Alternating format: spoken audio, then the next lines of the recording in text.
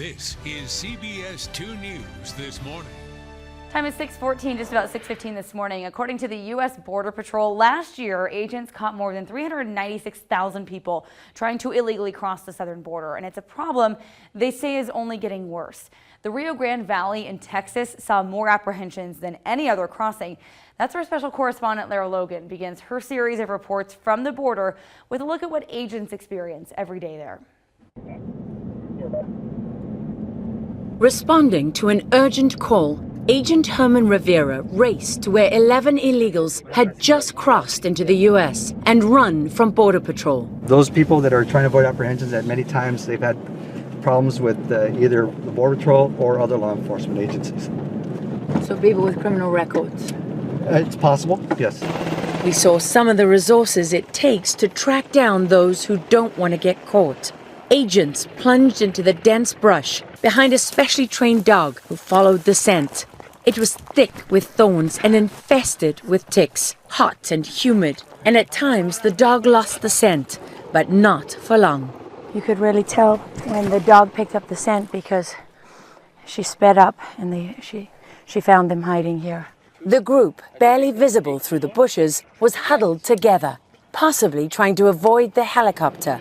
The agents' eyes in the sky. They were handcuffed, marched out, then processed and searched at the side of the road. This right here, what happens, it happens day in, day out, 24 hours a day, 7 days a week.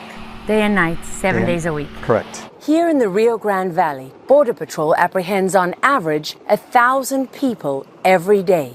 Many of them on this dirt road that leads right to the border. This is a father and daughter, right here. Unlike the group you just saw, these people give themselves up. Many claim asylum and are given court dates several years down the road. Few are approved. And they're exposing, what's commonly referred to as a loophole in the system. So we don't have enough capacity. We can only detain them for so many days.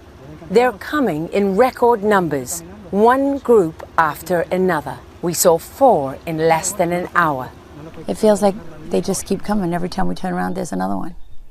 What you see right now is a common occurrence here. Every agent processing people is one less agent to secure the border. There's areas that are not being guarded, if you will, due to the amount of resources it's taken just to accommodate these people. So does that worry you? It worries everybody. What you don't see among these groups are the smugglers and cartels who sent these people here. People like this tiny boy, alone, with just his aunt's name and U.S. cell number on the inside of his shirt. Does he know where his aunt is? In the States, but not sure where. For every person Border Patrol stops, they say many more are getting through. They're already overwhelmed. What worries them now is being overrun. I'm Lara Logan in the Rio Grande Valley. Well, already this year, hundreds of thousands of people have tried to get into the United States, both legally and illegally. President Trump says building a wall remains a top priority for him. And just yesterday, he named Mark Morgan to head of Immigration and Customs Enforcement.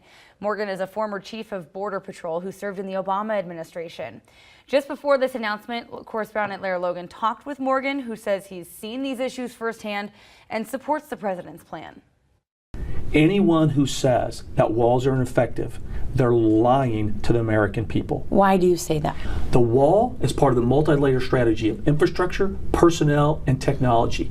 Wherever that has been instituted along the southwest border, illegal immigration has gone down 90%, and crime has gone down 85 to 95% in those areas. That's not hyperbole, that's not manufactured, that's fact. You can see Lara's report tonight in our segment, Lara Logan Investigates the Southern Border Conflict.